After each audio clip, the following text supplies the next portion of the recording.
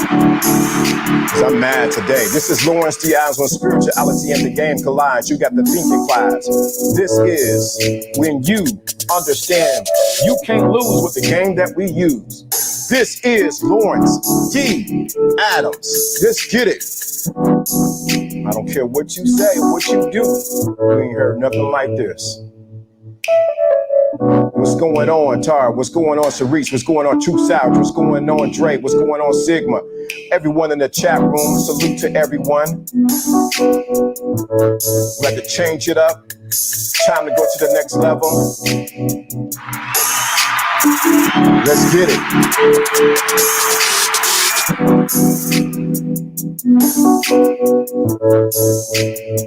Let's get it. You can't lose with the game that we use.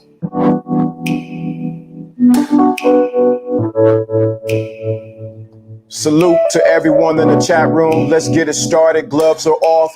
Bare knuckle MMA. Let's go. Come on. Let me just get to my... Salute, Jono. What's going on, bro? Let's get it going, man. What's going on? Man, you know, long night, early morning. I'm seeing the pattern. I see it. You know how you can see, I'm like Joshua. I can see the promised land. I can see the promised land. I can see it.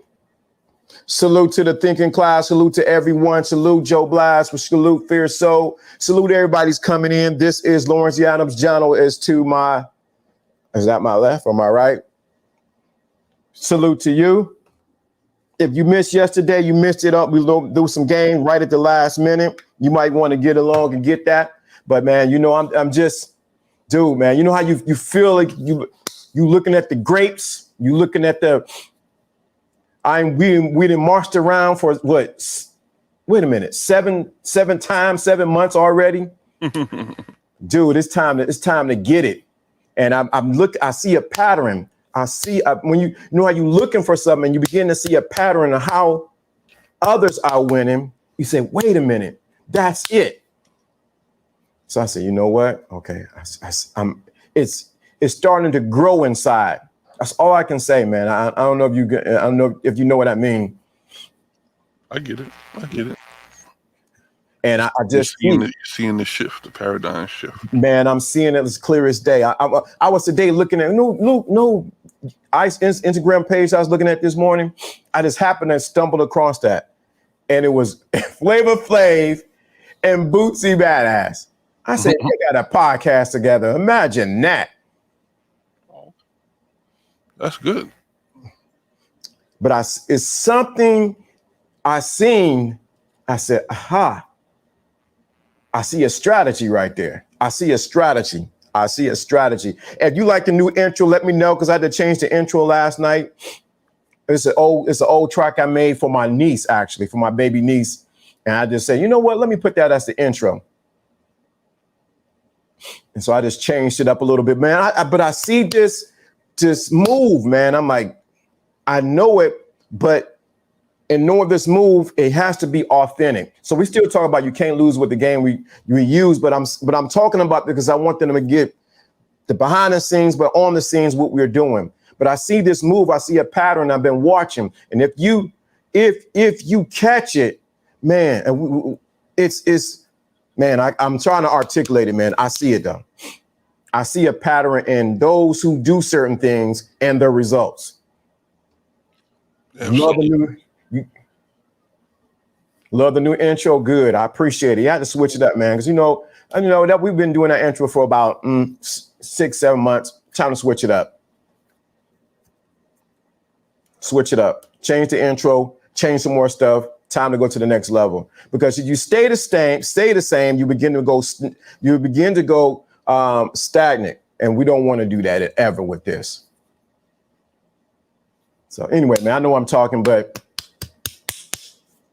I'm right there on the cusp, man, of I see the grapes. I didn't taste them. That's good. We see it for you. So yeah, man. So shout out to everybody in the chat room. But today we're talking about you can't lose with the game we use. We talked yesterday about George Foreman and him fighting 5 people and then Ali dipping out the back door. And I said I was going to talk about Ken Norton. Ken Norton was a boxer that, that boxed during that time. But he did one thing. He was the only guy to break Ali's jaw. He said, what did this have to do? You can't lose with the game I use. He was the only guy who understood and watched Ali's moves to know how to get him a clean hit and broke his jaw. Imagine that, Ali. Now he got some losses under him, but he was the only guy to break his jaw. What does this how does this do with the game? You can't lose with the game we use. What it has to do is you have to study your opponent or whatever you're doing so that you can get a clean punch and break whatever jaw that's been stopping you or taunting you. Because Ali was a pest, man. He was gonna get in your face, call you all kind of names, go to the media, get hard sell. But when his jaw got broke, he was unable to talk. For 4 months. Or was it 4 months or 4 weeks? I think it was. I apologize. Yeah. So he was able to hit him in both places that he was effective. He was effective as a fighter and a crap talker. And when he got his jaw broken, somebody hit him at both his strong points. Come on, man. You can't make this up. He hit him in both strong points. His mouth and he had a I don't know what they call it in boxing. I forgot what it's called when you got a steel jaw, but he had a tough chin or whatever. He can take a, but when he broke his jaw, that's a good point. He was able to stop him on both. He couldn't talk. He's, he was probably thinking about all kind of stuff he can say. If you watch Ali long enough, you realize he was going to talk, and you realize for him not to say something for 10 months. I mean, not 10 months, for 4 weeks was almost like a miracle. Yeah. And I bet you was on purpose too. Oh, for sure. Yeah. How did you guess that? Who told you that? How would you know, Jono? This boxing week spiritual side of the game. Yeah, you got it. Yep. So he was. So you got to understand. You got to understand. His jaw was wired up. He could not talk. Got him in 2 spots. His mouth and he couldn't go box. He had to wait a while for that to heal so he can get ready for the next match. Then he went vegan on top of that. How did he do in the next match? I'm just curious. How did he do? Did you ask that? The one where he couldn't use his mouth for 4 weeks before the match. Oh my God. Do you understand what Ali did the next time he got into the fight, got into the ring with Ken Norton?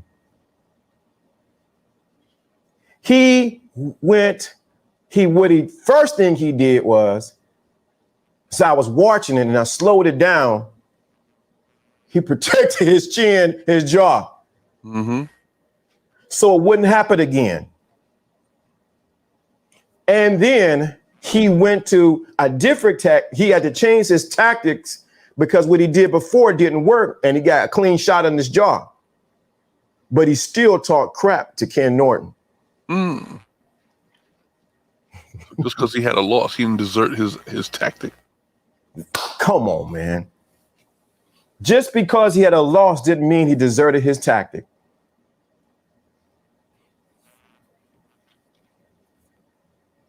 And that's what we don't miss. He went in there and he won. You know that one. You know Ali won. He was not going to allow Kid Norton to beat him twice. because he was an actual real good fighter. He wasn't a poker player trying to bluff. So how many people be poker players, but that can't really do, they're just bluffing? That's just as Sana used to say back in the 80s, talking all that jazz. Yeah. See, there's some people that run their mouth because they know they could back it up with something. And there's other people that run their mouth because they think that people won't try them. It's a big difference. Say that again. People think that there's some people that they know that when they say something, they can back it up. You know?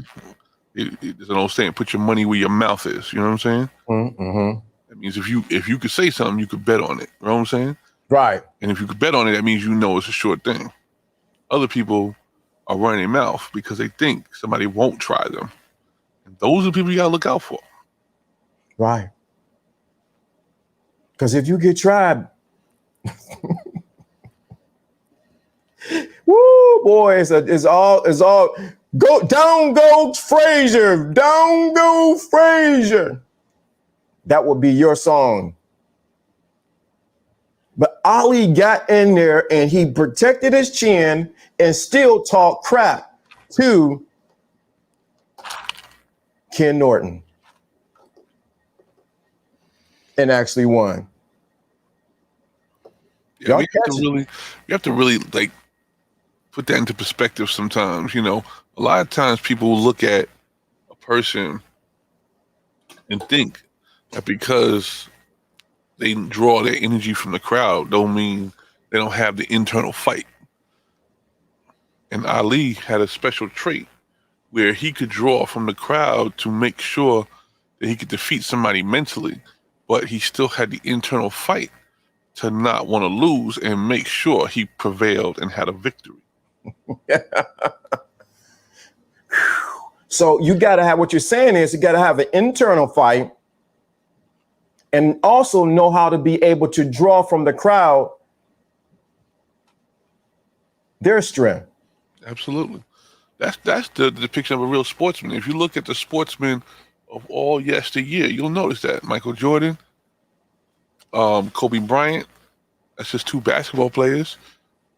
Elway, Montana, you know, all these guys, and not that there aren't any women, just the ones I mentioned off the top of my head, I'm sure. One, Jackie Joyner Kersey, whatever. We have plenty of people that had the internal strength, but still draw from the crowd, which made it a much more exciting, entertaining for the people, the spectators. That's how they were not only able to draw a win, but they were also able to draw sponsor dollars. Too, man, why you in my business, man? That's what I'm wrestling in tonight. We talked about it behind the scene, but yeah, that's it. You can't just be good at the word, right? You have to be able to draw the crowd. And drawing the crowd means that you're acceptable.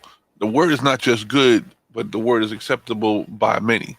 And you could tell some of the best teachers in the world maybe have some of the smallest classes. They weren't popular. That means that tenure may not be that long, but doesn't mean the word wasn't good. Sometimes you have to shape your curriculum so that it can reach more people. And that way you could draw the crowd and you would have sponsorship. Dude, man, you're all in my business. Come on. Shoot, it's 52 already. God dog. Do you understand the parallel, what was just said? Ali was a master at that. Where did he learn it from? One of the places where he learned it from was from the wrestlers back in the day. Wow. Where did Ali learn how to do what he did? He was a good boxer. He understood that. But he understood that in order to tap into the crowd, he had to, I wanted to rhyme right there. He had to get loud. In order to tap into the crowd, Ali realized he had to get loud. He had to be boisterous. He had to do things that would draw the attention of what? those around him, and then he backed it up. Then he started predicting what round he was going to knock someone out or going to end the fight. But he drew from what he's seen from the wrestling arena.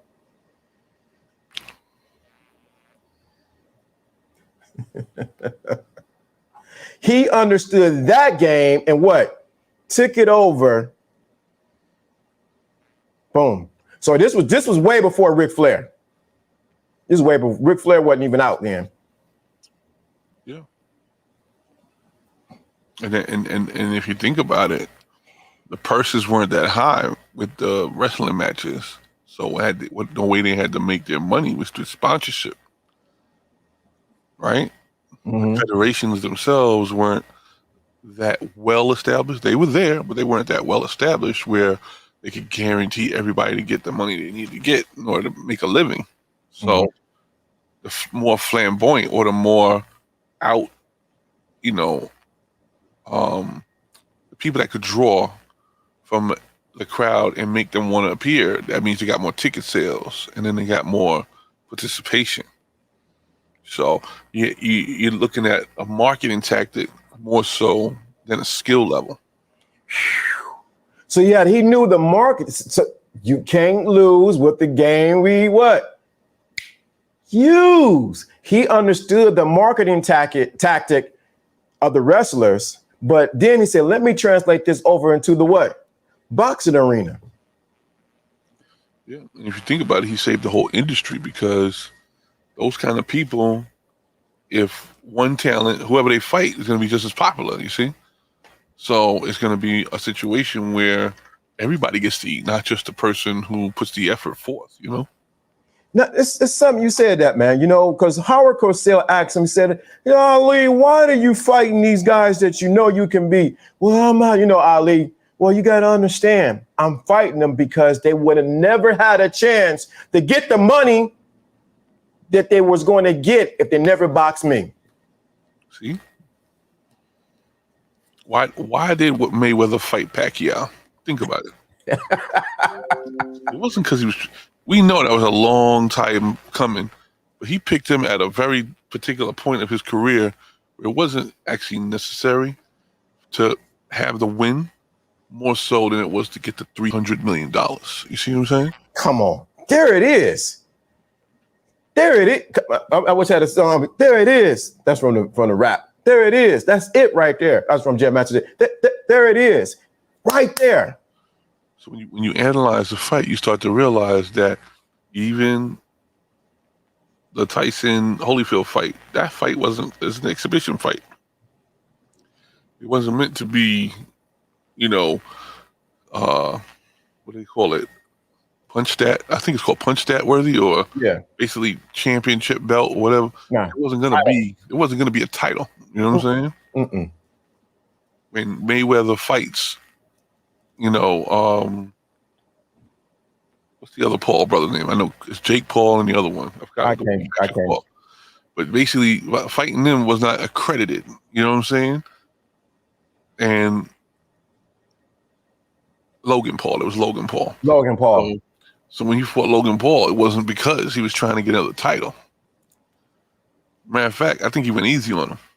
Logan almost got knocked out, and instead of Mayweather letting him fall down, he like held him up, like, "Come on, bro, come on, we gotta get this money.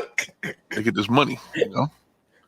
But when you see the YouTubers fighting the TikTokers, it's the whole thing. They doing it for the money. They know the pull of the certain entity. You know what I'm saying? They know the pull of that particular brand. Okay. And when you know how to understand brand management, Don King has been one of the most infamous people in brand management. You see what I'm saying? Mm-hmm. You have from here. What's Golden Boy's name? I forgot his name now. Golden Boy Entertainment. He's the one that birthed Mayweather, actually. Oscar De La Hoya. Yeah. You deal with those guys. You gotta understand, this was a marketing ploy, okay? Even though the guys may be great fighters, but they wanted to make great money. Yeah. And that's what most people miss. We're talking about billions of dollars. We're talking about many more times being made at the hotel that they're drawing the money to. Many more times for the pay-per-view network hosting it, and the hosted network too that's going to replay it, like Showtime or HBO. Like, you got to look at it from the real standpoint. There's a lot of money getting thrown around here, and these people all have the same goal.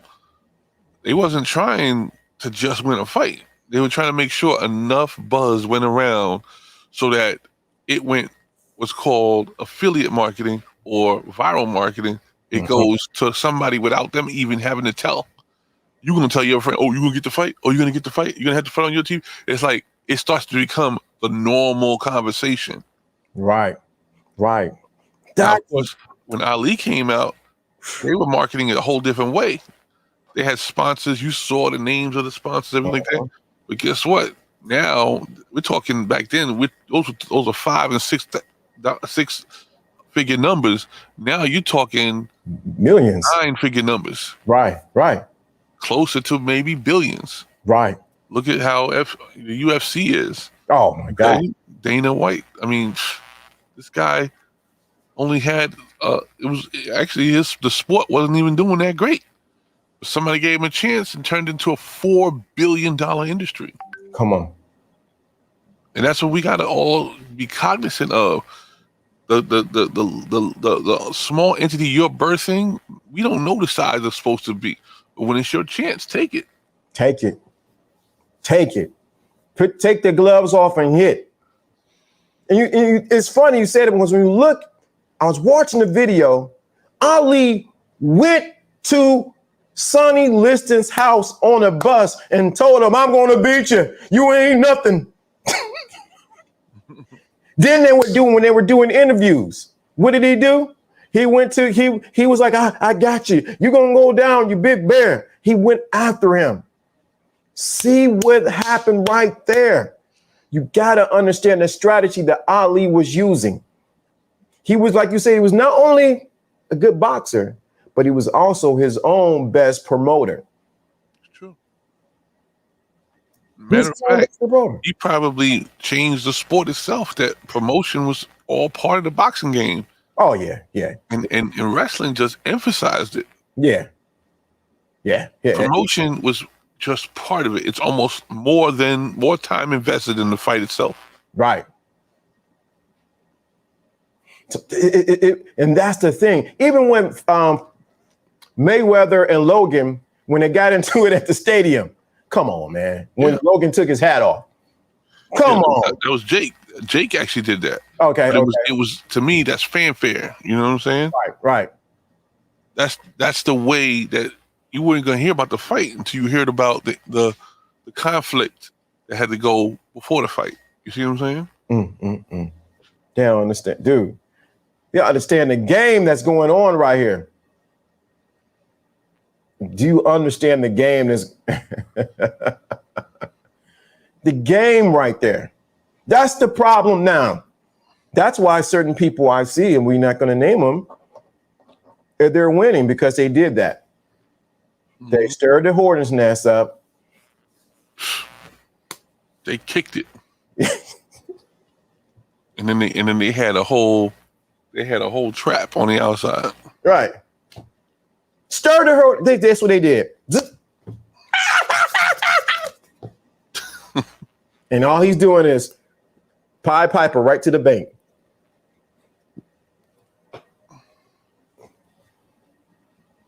Please understand. You see, y'all guys are getting it now. The boxing analogy is I want you to get it because it applies to your life. You can't lose with the game that we use. Understand what Ali did. Understand what even Mike Tyson took on the same thing with Ali. I'm the greatest. I can't stop. And we're like, wait, Mike, you don't have the same voice as Ali. But he understood the power of saying who he was. The power of it. The ability to be so arrogant to some people for you to even say that. That's the power of the game. That's the power of the game.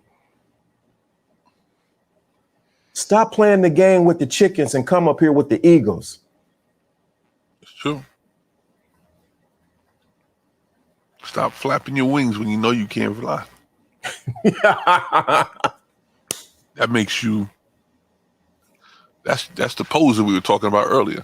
That's the person that's, giving you the poker face, the one that's bluffing. But get into the ring, guess what? Quiet as a mother church mouse. Mm-hmm. Can't get a. What you say? I didn't say nothing. I can't get no check. Matter of fact, we was talking about wrestlers. The Rock just had a home video where he watched a hawk outside of his door. The hawk came down and had a whole snake at his grasp, and the Rock was like, "Yo, I don't want to go. I don't want to leave the house because the hawk might get scared and leave the snake. I'm gonna wait till he take that snake out, Right? then right. I'm gonna leave." Right. He knew not to mess with the snake. When the hawk is about to do his job, you ain't gonna mess with the hawk. And the hawk had claws that looked like it was almost as big as a person's hand. Yeah, the talents. Yeah. Mm-hmm. Yeah, that's where the talents.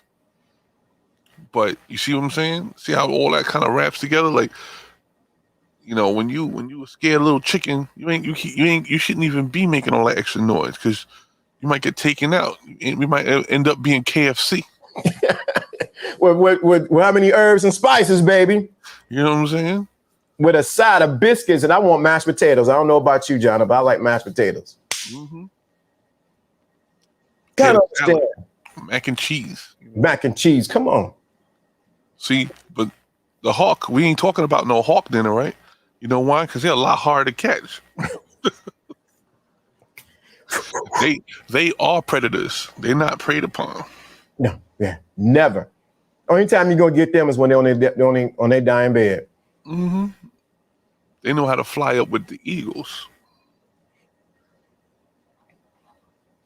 Do you guys get, if this is resonating with you, this boxing analogy and what we're explaining, is it resonating? We let us know in the chat room, because this is where it is. This is where it is. Because the game we use, you can't lose with the game we use. If this is resonating with you, if you understand what we're saying. See, anybody can talk this, but until you walk this, it changes the whole dynamic. Stop being a KFC dinner and start, would you say stop being a KFC dinner and start being a hawk? We got your mashed potatoes, we got your mashed potatoes, green beans, a southern green beans, macaroni and cheese, 2-piece with a biscuit, no honey. Understand you can't be a 2-piece dinner. And you better believe a woman don't want you to be a 2-piece dinner. She wants you to be that hawk. It's true. The chicken ain't going out to go catch dinner. You have to have a special coop for a chicken. You know what I'm saying? You have to protect it, You have to keep it in a box somewhere so no other predators come and get it. God. Even the rooster, his only job is to start yelling in the morning. Yeah. And start taking care of other chickens. You know what I'm saying? Like, yeah. He's just a cock. Literally. And the whole point is, who wants to live that life? I want to fly amongst the eagles. Go ahead. I don't want to be a worker bee, in a small confined area just to push out product. Mm-hmm. I want to fly amongst the eagles and explore and bring back the harvest. Bring back what goes to the storehouse. And you know what? It is time, man. But I understand. We about to shake it up. You might think this is a Luke party when we get finished, but we about to shake it up. Time out. That's why we're using the boxing analysis for you to understand the importance of it. You're going to have to get in the ring. You're going to take a punch. As we gave the example with Ali and Ken Norton, broke his jaw, got back to the next fight. But he wasn't going to get his jaw hit again. Not again. And you got to understand the strategies that Ali used that others now employ to actually use so that everyone else can get fed. So he wasn't just about him. His net worth when he died was $50 million. Wow. $50 million. That's somebody that was paying attention more than just what he had to use of a skill. He had to learn how to become a marketeer. He had to become a brand. You don't become $50 million rich just being able to be a boxer. You got to be able to promote. And this is no shade, and shout out here, may he rest in peace. So it's a difference between Ali and Joe Frazier. Mm-hmm. But there's also a difference between Ali and George Foreman and Frazier. All three boxers, all heavyweight, but two of them learned how to do something, and that was to take their brand and run their mouth, promote. Think of if Joe Frazier would have started promoting his brand. He did, I think, a little bit, if I remember back in the 80s, but it was like, that's Joe. Don't go. And still, that's because somebody approached him, not because he did it himself. Correct. Not everybody knows how to market themselves. That's the key. Somebody has to see the potential in you. That's why you have a Don King. That's why you have Golden Boy Entertainment. Sometimes the potential that you have, you still stuck in the gym. You ain't make it to the ring yet. You ain't make it to the commercial yet. You didn't make it to the press conference where you get to just talk about what you're about to do. You know what I'm saying? To get to that level, you got to be able to market yourself. You got to become a brand. And if you haven't gotten to those levels, then you're going to be stuck in the gym. You might as well just be on a crunch machine. You know what I'm saying? Get out of the gym and learn how to market yourself. You can't lose with the game that we're actually giving you to use. Exactly. Promise you. Trying to put a face forward that if we ended up on anybody's platform, we're going to look good. They're going to look at us like, whoa, what are these guys using? Mm-hmm. We're setting an example for everyone. Say that again for those in the back of the stadium. Listen, we're setting an example for everyone that you're supposed to level up your entire thing.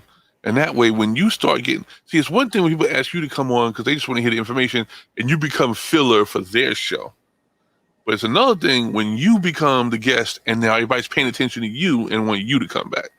Big difference. Big difference. Big difference. Big difference. Wait till the tables are turned, you know. There's some people out there that only had 5,000, 1,000, maybe 500 subscribers that blew all the way up to a million and change. Those same people visited the same shows that they were following, and they went from, you know, loyal fans to now we're colleagues and peers on the same level. Mm-hmm. And now they want their same platform to do for them. You see what I'm saying? Mm-hmm. And that's the circulation. That's a cycle. It is life if you think about it. It actually is. I can think of a number of people that I would name nameless right now that are now big time YouTubers that we were all on the same panel chopping it up. Mm-hmm. Can't get mad. Can't get upset. And you gotta understand that what you gotta ask the question is, did somebody pour into them? Or did they see what was coming down the line and improve their setup? You see what I'm saying? Improve their image, improve their brand. You see what I'm saying? Mm-hmm. Mm-hmm. I just happen to have experience in doing this for more than 25 years. I've watched people go from the thousandaire, actually the hundredaire, you know what I'm saying? The hundredaire to the multi-millionaire. You know what I'm saying? Facts. And it's what happens is I'm perfecting my ability to multiply that every time. I done watched it happen so many times now. You could literally write a formula on how it's done. What were the pitfalls? What were the investments made? What were the things they didn't pay attention to? What were the things that could have been avoided? But guess what? That's why this steps that we're making now together, they come so naturally. They may not all be easy steps, but they come naturally because of the work I've seen. Every step that I've seen some other people take, they leveled up in a major way. You see what I'm saying? And we're on the same track. On the same. And if we're doing it, doggone it like Ali, we're doing it for you. Exactly. We're doing it for the people that are here from the beginning. Isn't it great to know that you got in on the ground floor of something? I watched a lot of YouTubers, a lot of people in the auto industry, because when I watched YouTube first, I was watching a lot of car channels and stuff like that. I watched through some of these people and they only had 25,000 people, and all of a sudden they get all the way up past 2-3 million now. And it's like, I'm great to have been part of that. I feel like I'm an elite evangelist of their particular platform. You know what I'm saying? Not just a customer, not just a fan, you know? Right. An elite evangelist is somebody that would tell you about that platform without being paid and without being coerced to do it. You see what I'm saying? And that's what you want around you. The first group of people in the thinking class, those are people that are going to be our elite evangelists. And we won't have to worry about them talking about other people about us, because we know we built them from a foundation of humble beginnings. That's right. And we're moving forward into the greatness with this group of people, and they're going to be able to tell the story of where we came from. Fear Soul is one of them. Fear Soul. Please let him know. I know you probably busy with the dog and everything like that, but he was one of the, he said, I remember watching you, dude, when the camera was, I was sitting on the couch at the time, using my computer's webcam. Now look, less than what it says, 10 months later, look at us now. See, look at him. Look, he said, Lord Jesus. He knows. The audio was jacked. I remember we was going through audio problems. Yeah, no. Yeah. Can you hear me, John? Yeah, I hear you. Stand by. Exactly. But you know what? You got to go through that stuff. You know why? Because if I handed you this entire thing the way it is now, you wouldn't appreciate it. No. You wouldn't pay attention to the details. You wouldn't know to put every input in the right place, to put every light in the right place, to put every microphone and wireless pack and connection, USB and hub and everything like that. You wouldn't appreciate each one of those things, and you wouldn't have to have, you don't have to have a manual either, right? Even though I tell you to write stuff down, you don't have to do it because you understand it. It's already inside you. And that's the thing. When you get passionate about something, you don't have to refer to the notes. Even though it's a thinking class, we want it to soak in here. It's more important that we get you to soak it up in here than on that paper. Right. Yes, the paper is important if you want to refer to it again. But if you really got it, it's going to soak up in here, and you're never going to leave it. You know why? Because you're going to start to apply it in your real life every day, and you can see it. You'll be able to see it. Oh wait, that's what JONO and LDA was talking about. He was talking about that. That's the exact thing. That analogy about this, that analogy about the car, that analogy about the street, that analogy about the boxing, that analogy about the bird. Like, you start to see it in real life. And that was the whole point of bringing up the stories. Make that connection. Go from the teaching thought, which is probably boring and rudimentary, to an applied reality in your own situation. Right. That is the reason why I brought up the boxing. JONO, I couldn't figure out why I was watching Ali. I couldn't figure it out. I asked my girl, she's like, what are you doing? All she heard me go, oh man, watch out. Get it, man. I said, what are you watching? I said, I'm watching Ali and Sonny Liston and Floyd and He slipped me, and I'm looking at, he was a darling back there. I can't think of his name, but Sugar Ray was next to him. Sugar Ray Robinson was next to him. And I'm like, why am I watching this? All for the thinking class. Floyd Patterson, that was his name. I'm watching these fights. I'm listening to a story of Ali throwing his gold medal from the Olympics for winning boxing into the river because racism was still there. He went to go eat. He seen two guys going to try to go eat somewhere, two Africans actually, and they wouldn't feed him. Say, no, you can't get any burgers. So he went up there and said, hey, I'll pay for the burgers. Just let me get it for him. And the manager said, I don't care who he is. We're not feeding him. He got so mad, he said, that he walked away and went, looked at the gold medal from the Olympics and threw it in the river. He said he shouldn't have did it. Later on, he said, I wish I had kept it. But he was so frustrated.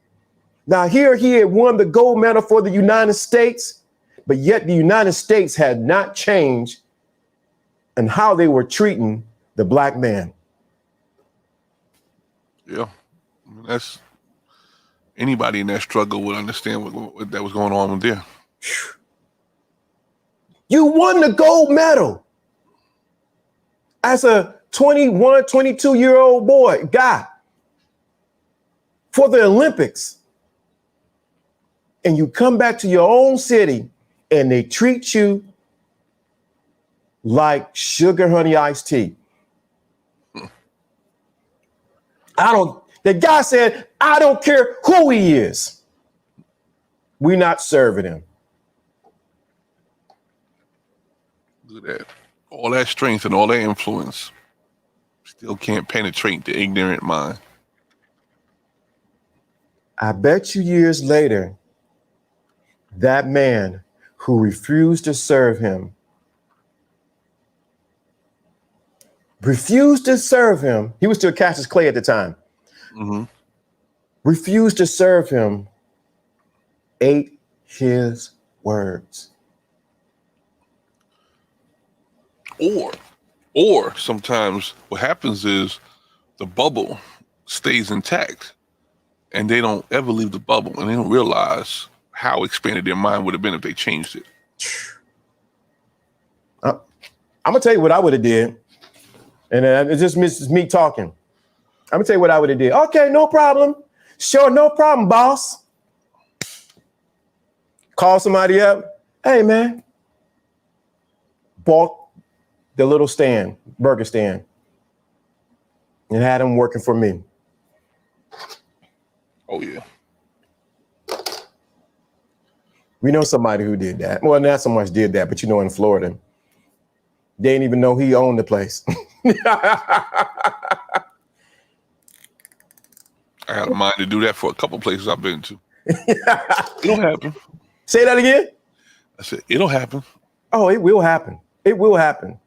Don't even know that you own the place. That's actually one of my visions. I want to buy one of the places because franchise is definitely on the list. I'm buy one of the places I had some smart, slick talk at me. I'm like, coming in like undercover boss. Right. You can't sit there. Oh, okay, no problem. All right, get the manager. Call the district manager. Call the regional manager. Oh, he owns it. Oh, you are not fired. I wouldn't fire. I need you to serve me. Just do your job. I know it's cynical, but it is what it is. Baby, ain't fair. It ain't fair. You can't lose with the game we use. Gotta understand. It's a couple places I got two in mind. Oh, you treated me like that. Okay, great. I'll be back. Yep. Also on my vision board, I have a thought of taking a business that was unfairly like suppressed, Mm-hmm. giving them all the marketing dollars they always needed to get to the size they needed to get to, and give them the responsibility and the training to get to where they are. But don't try to convince them to do it. Just show them with the right money spent. You know how they have all these shows where people are, oh, they're going to fix the business from the inside out. Yeah. If you're already running good, some people don't know how to get their name out there. I want to have it like exposed where you get put on a national platform as opposed to just a local one, Mm-hmm. These are things I think about on my vision board. Yeah. I don't want just the next Gucci watch or the Gucci or the, Louis Vuitton Coke or something like that. No, I feel like blessing somebody else, and I know I'm going to get blessed. It don't matter, That's why. real truth. That's why Ali died $50 million in net worth. Think about all the boxers he helped by boxing. He knew he was going to beat him. Exactly. It became the business of boxing instead of a sport. It was always supposed to be a sport. But if you know to bring your friends up on the come up, you're doing them a benefit too. And then that means he has renewed his karma return. You see what I'm saying? That's exactly right. That's exactly right. So please understand, on your way coming up, don't forget to help somebody else out. Absolutely. There's been people that come on. This one guy just looked at, that came on this channel. He didn't have no subscribers. Dude, come up, let's do a show together. No subscribers. He's doing well now. See, that's because it was given. Sometimes the transfer is better when you gave it, as opposed to looking to earn it. Mm-hmm. I already know it's going to come back multiplied, so it's a lot I'm willing to give. I'm not giving to everybody. Nah, because everybody can't I give. only sowing the fertile ground, but I know when the reward is bigger when I'm giving it. I know it is. Mm-hmm. Mm-hmm. I'm not afraid to do it. I won't let nobody take advantage of me. But when it's time to give something, I give wholeheartedly and unconditionally, and I know I'll get it back multiplied. Well, I can't say that. We have already talked about scenes, but that I just thought about something when you said that about giving to a particular individual. I'm gonna say it in such a way that I'll put they don't get it. Giving to another individual, and now you know what I'm talking about. They want to give in return. It depends. I mean, giving in return. This is how I feel. Just you get it. It's not, I don't know if this is the universe or the law or whatever, or the 40 laws. I know for me personally, more than likely, if I gave it to you, for you to give it back, to me, I feel like it's an even exchange. But you won't get any multiplication from it. The way you really get multiplication is when somebody pours into you, you go find somebody that needs the same help and pour into them. Now you got multiplication. See how, and even in the physical, only 2 people got touched when you help yourself. You take yourself and you help somebody, and then they come back and help you. Only 2 people got touched. Right. Instead of multiplication. But that same effort could go in to you helping me, and then I go help somebody else. Now 3 people got help with the same effort. You see? See how the law itself shows you by paying it forward makes it more multiplied, even in the foresight. Now look at what will happen even in the back end.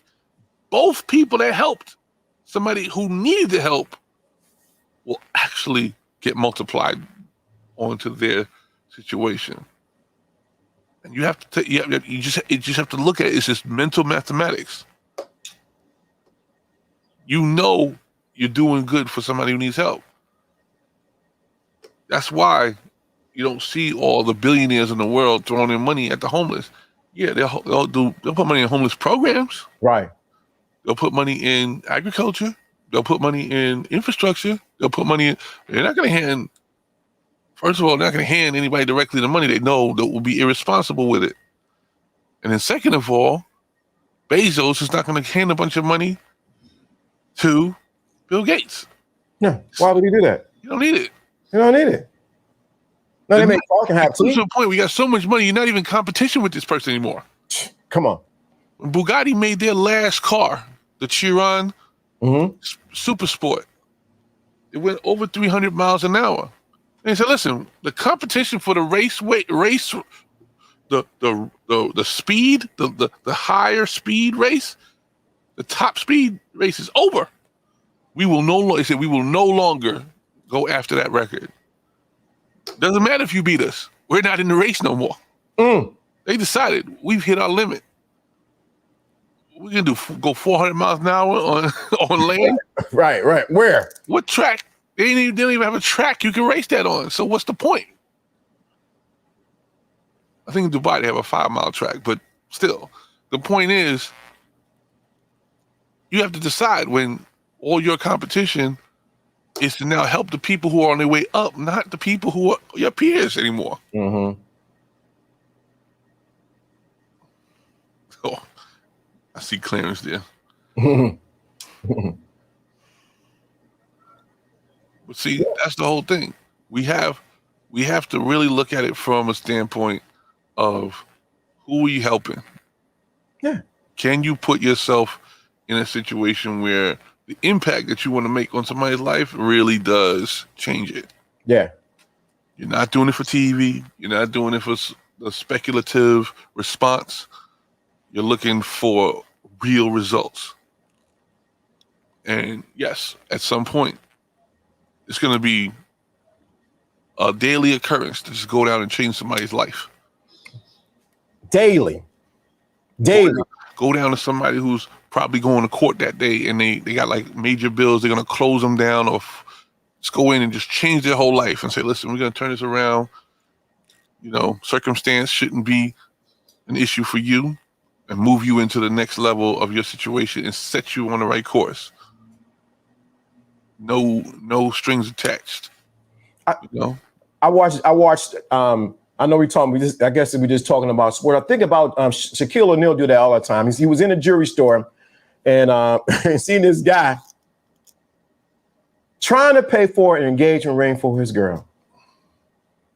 He walked up to him, put his hand on his shoulder. Hey man, it's paid for. Don't worry about it. What? Yeah, you just paid for it. See you later. Give him the ring. That's what I'm talking about. Just because he knows the power of giving. Back to the analogy with Ali. He knew the power of giving so that others, I think I've seen a documentary. He said, you don't know how many people he put through college. He paid their rent. He paid their mortgage. He did for that his last wife, took care of. Yeah. And that's the thing. Like, it's so easy to forget where you come from. And like I said, sometimes when you think you've made it, you don't know you've made it until you can really look back and reflect. You know what I'm saying? But, that's one thing I definitely pray for. You know what I'm saying? If there's an opportunity to go and do right by some people, even though you may not have directly had an impact on them, they still didn't get their share or their chance to be able to go back and do that. To me, that's the real self-actualization, because you now reached the point where it's not about you and you really can go and pick up your fellow man, It transforms you from the chicken into actually the real ego. Yeah. Now you're minding your surroundings. It transforms you from just a boxer from Louisiana to call the Louisiana Lip into the world's greatest boxing champion. Where people cry, and this is where I'm going to end it at. When Jesse Ventura was in tears when he won governor, and I can't remember what state it was. And he said, We shook up the world. His hero, Muhammad Ali, called him and says, you shook up the world. Invited him back to his house. And I'm cutting the story down. Invited him back to the house and gave him some signature boxing gloves, everlasting gloves with his signature on there. He said when he was a little boy, he used to listen to Ali on the radio. Wow. So for him to say that and for Ali to call him and invite him, get the invite to come to his house. On the interview, Jono, Jesse Ventura was in tears. What kind of impact are you going to have on someone else? It's true. Look at this. D's Neston came through. Let me say something. And I'm saying his full name like it is, like he got it in there. These nuts come in sporadically. But one thing he do, every time he comes in, he's dropping some money. Jono, am I lying or am I flying? Every time I've seen him, consistently make sure he pays the tuition. Every time. Please understand. Thanks for the overtime. This is good. You might think his name is crazy, and I actually met the guy I met him in Vegas. I got a picture. But the point is, he understands the value of what's being said. $2, I don't care.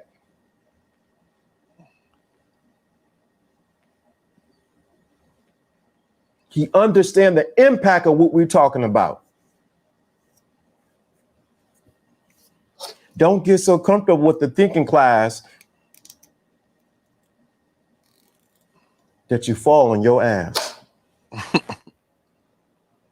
These nuts, shout out to you, man.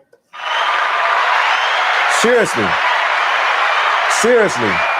Every time he come in, he do it. Every time. If I'm lying, I'm flying.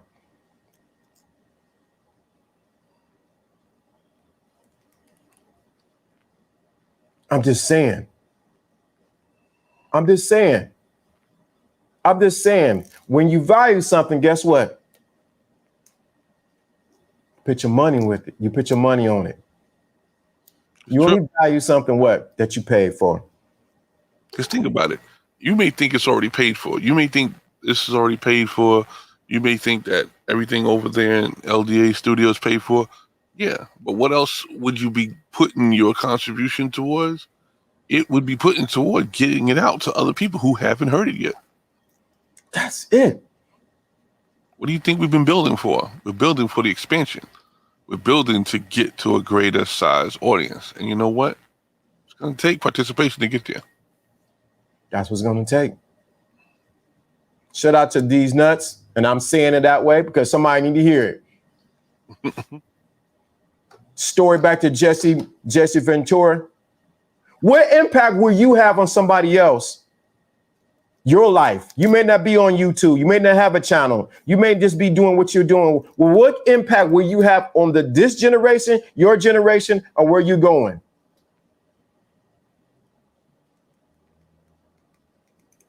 What impact? There should be someone to say, you know what? I remember listening to JONO. I remember listening to LDA. They came in every day this is 7 months now. 7 freaking months every day, Monday through Friday, giving. And I know some people are up in the clouds and they don't want to come down. We see you.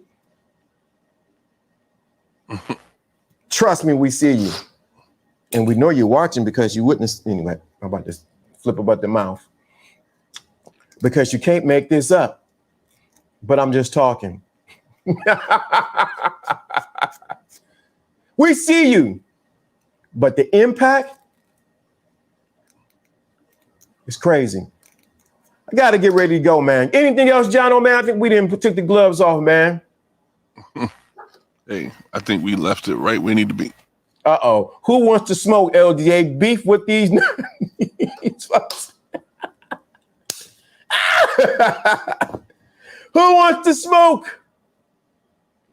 Watchers respect. Watchers respect. Come on. Oh. I ain't almost knocked my sister down. Laughing. Shout out to the thinking class. When spirituality and the game collide, you got the thinking class. This is Lawrence Seattle, this is JONO, and we are out of here.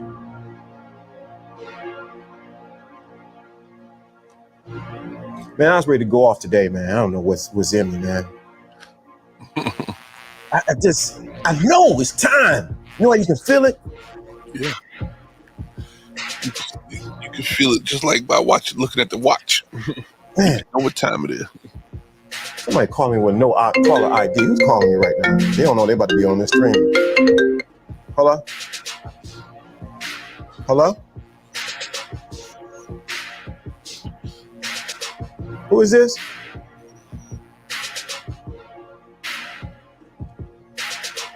Crazy call, man, but yeah.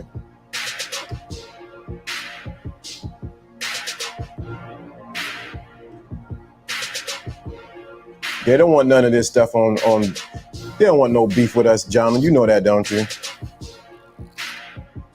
If they do, then we know they're just trying to do publicity. That's all they're trying to do. We're trying to be famous. Anybody who really wants to smoke, they trying to get famous. And that's all they were trying to do. Chicken, ball. Oh, sorry.